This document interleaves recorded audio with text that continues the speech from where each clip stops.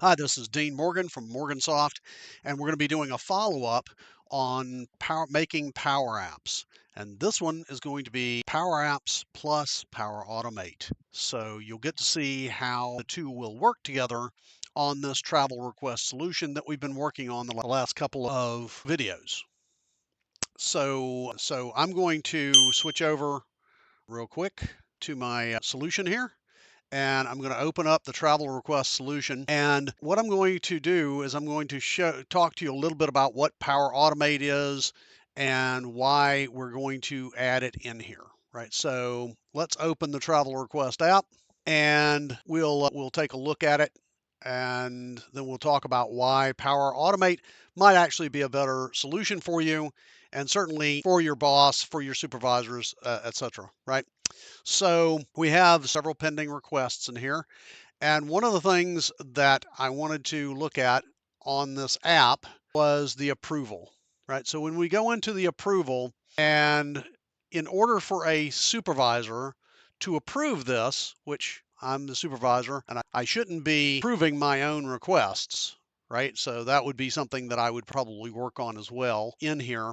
But in any case, what we should do is when we do a request, it should send that request to our supervisor for approval so that he can then approve it, whether it's in a mobile app or wherever he's at, he can approve that request because we don't want it pending or sitting around waiting on our supervisor to get back to work or him not seeing it, that sort of thing, right? So if he had to come into the app every time to approve something, then it would be less likely to get approved. So what we want to do is we want to use a part of the system called approvals to allow us to send out an approval and have your supervisor have it be sent directly to your supervisor so that when he approves it, this just gets approved automatically, right?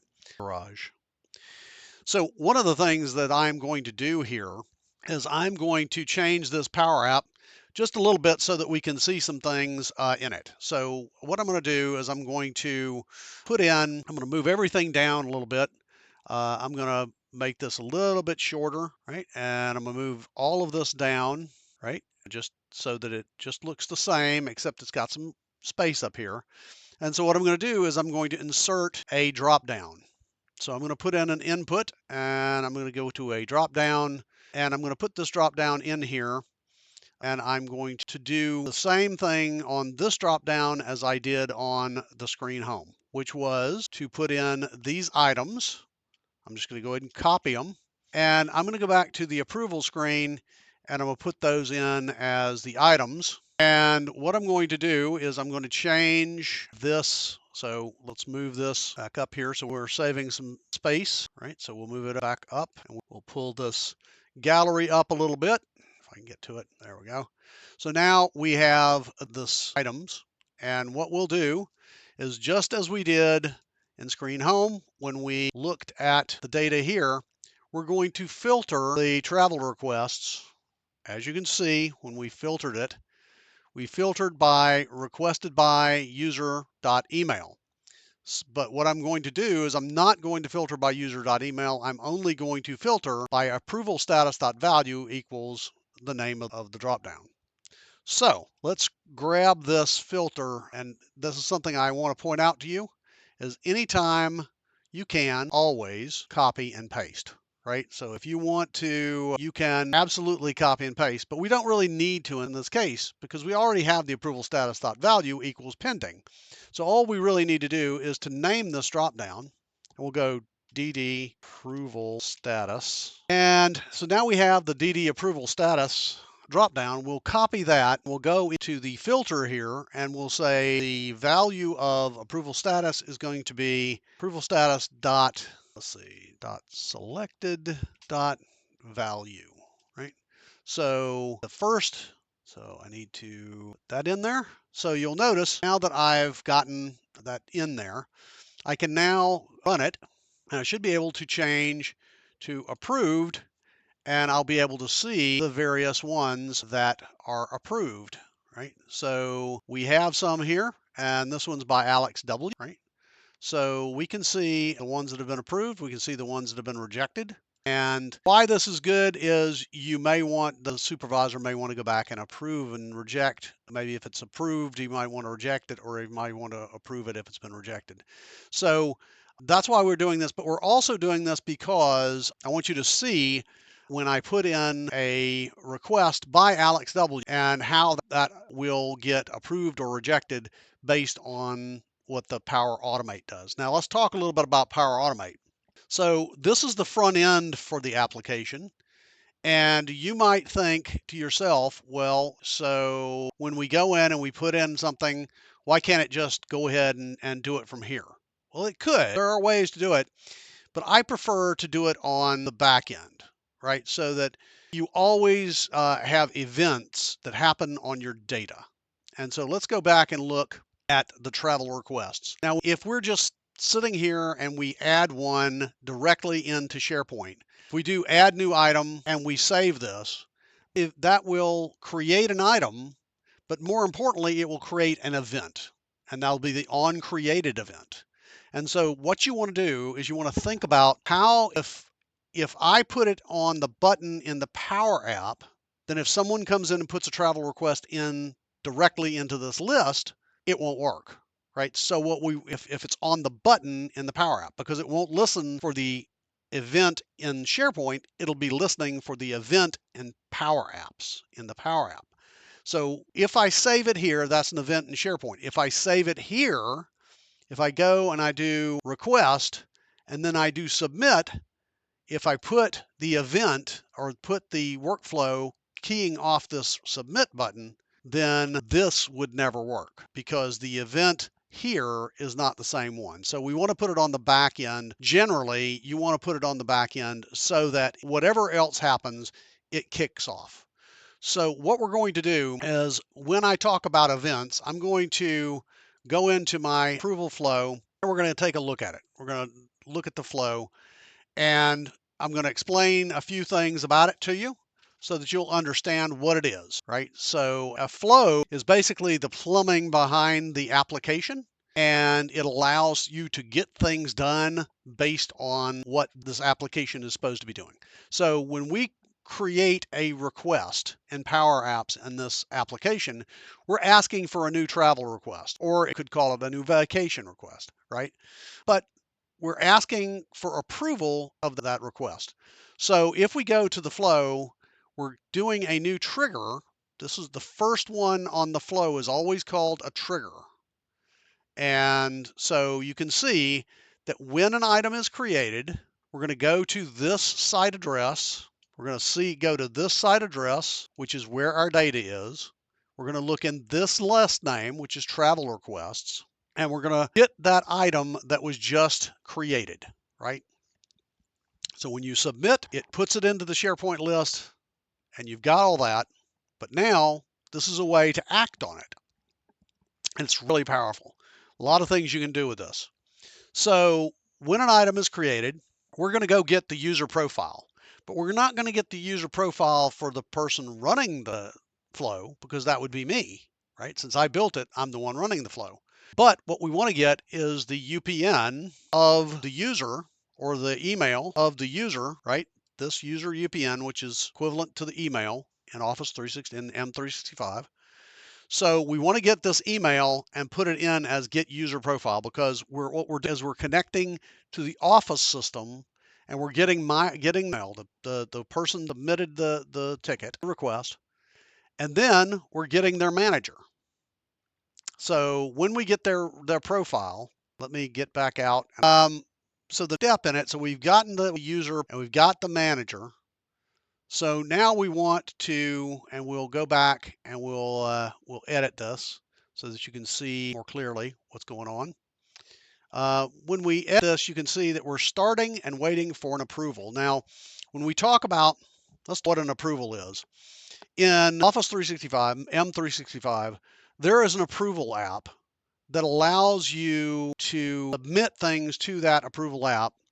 And if you submit it to your supervisor, to the person's supervisor, then that supervisor will get notification of it, not just in the approval app, but he will also get it by email and he will also get it in Teams. So he's more likely to see this approval than if you just put it in the app, right?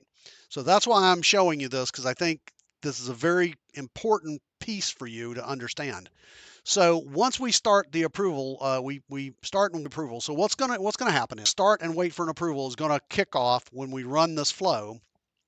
It's gonna send that approval out, and it will continue to run. The flow will continue to run until he approves or rejects it, right? If he approves it, then it comes back as approval. If he rejects it, it comes back as rejected.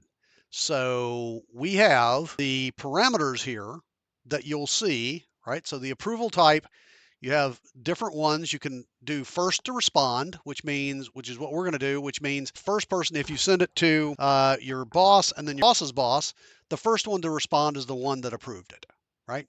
So maybe you have to send it to your boss and your boss's boss, and both of them need to approve, in which case we would use everyone must approve. And then we can do custom responses. So maybe it's not approval or reject. Maybe it's some other things that have to be done to it, like a rewrite or submit to marketing. Whatever is you want to have an approval for that will then that flow to do something else, right? So you can do that, and then you can also do sequential approval, in which if you send the approval to your boss, once he's done approving it, it can go on to his boss and then to his boss if that's the sequence that you need to do. So, so what we want to do is we want to respond here. And you'll notice I have the title as approval, and I just wrote in approval, and then I put the title for that in there. And that way the boss knows what you're actually asking for. And we're assigned to the mail address, and this is important. I want you to see it. This mail address comes from this Get Manager, right? So that's, you can see it, outputs Get Manager v2, body mail. So it is coming from this Get Manager action. And so that's going to send it to your manager. That's going to send it to the manager of the person who submitted the item. So then we want some details: departure date, return date, destination. And then we have a link to the item. And all of these things that are here, right, can be seen in this. So if we zoom in a little bit, we'll see that this is dynamic data. And that means that you can go in and you can look the data up from another action. So when an item is created, that action knows all the information that was put in when the item was created. It knows the ID of the item, it knows the destination, it knows the arrival time, it knows everything when it was created, when it was modified, it knows everything about that item when it was created. So, and the other one is the functions, which I'm going to get into today, but we will on another video. So the link to item is the actual link that comes from when an item is, and then the description is going to be link to request, right? So I just typed that in. And then I wanted to show a requester because I wanted to see a requester show up in the approval. So this is going to wait for somebody to approve. And then I've got a condition that says, okay, the outcome of this, we can go and look, and you can see that start and wait for approval. Again, each one of these actions has a lot of information in it, right? When an item is created, a bunch of information. See more, you can see all the things that are in that action of information. But we're looking for, in the start and wait for approval, we're looking for the outcome, because that's what it's basically saying. The outcome is whatever the supervisor has decided. Is it approved or rejected, right? So if the outcome is equal to approve, then it's going to do one thing. If that's true, it's going to do one thing, and that's update the item if it's approved, or if it's false, it's going to be update the item if it's rejected. So let's look at the update item. So basically what we have here, again, let's zoom in. Take a look. So you see that it's coming from this is this list, right? And then we have the ID, right? And that's a very important piece of information, because each time you put a new item into SharePoint, it automatically creates a new ID. That's something to keep in mind, right? So when it creates this ID, you want to know which one of the requests it might be, because you might have hundreds of requests in there. some of which are still in pending, you wouldn't know which particular one he had just put in, right? So we want to tie it to the one that was just done, so we get it from that action about when it was created. So we get the ID from there, and then we have, if you'll notice, a bunch of parameters here, right, that we could look at. We could choose from, right? So these are the things that are in the SharePoint list, right? Purpose, requested by, content ID, all title, all of these are things that are in SharePoint, but we don't need those. What we need is the approval status value, and that is automatically listed because it is a choice. So we want to make sure that that choice is filled in. It's got to be filled in with something. It can't just be null. It has to be something. So we're going to put it as approved here, and then we'll go to the update item rejected, and you'll see that we're putting it in as rejected here. So what we're going to do is we're going to save this. We're going to actually get back out because it's already done. And we're going to look out here just a little bit, and you'll see there's a lot of information in Power Automate that will help you. And you can see the connections, right? So the connections tell you what is connected here, who the primary owner is, and who the co-owners are. And it will show you when a flow has succeeded or when it has failed. And it's important to have these fails down here. You want to be able to go in and look and see, you want to test and see why our failures is bad, but is good, right? So because you want it, and if you get a failure, go in and fix it, figure out why it failed, and then continue on. So what we're going to do is we're going to log out as me. I'm going to log back in as Alex. I'm going to put a new one, and then we'll be right back in as me to approve it. So hold on for just a second, and with the magic of video, I'll be right back. Okay, we're back in to the Power App. We're going to go in and take a look at it. We're going to go to approval, and we're going to see that if we look at Alex W. has a pending travel approval called Go to My Homeland, and the destination is India. You can see he didn't see it set the departure date very well. He's going to be gone for 24 years. Okay. Probably reject this. What I'm going to do is I'm going to show you how this all works, right? Rather than me approving and rejecting here, we're going to go in. We're going to go into the demo data, and we're going to look at it in the actual. So we'll see that, and down at the bottom, it is Go to My Homeland is pending. So if we go to Teams, you'll see that one of the things it has is approval, Go to My Homeland, no departure date, but a return date, right? So the status is from me, and so I'll say no departure date, resubmit, and I'm going to reject this one, right? And before I click the reject, I just want to go back in here into approvals, and you can also see that I have this approvals as well, which I could then also reject, approve, or reassign. So a number of different ways that this could happen, including I believe email. So let's go in and look at email and see if my email came in here. Yep, see, so now I have an email.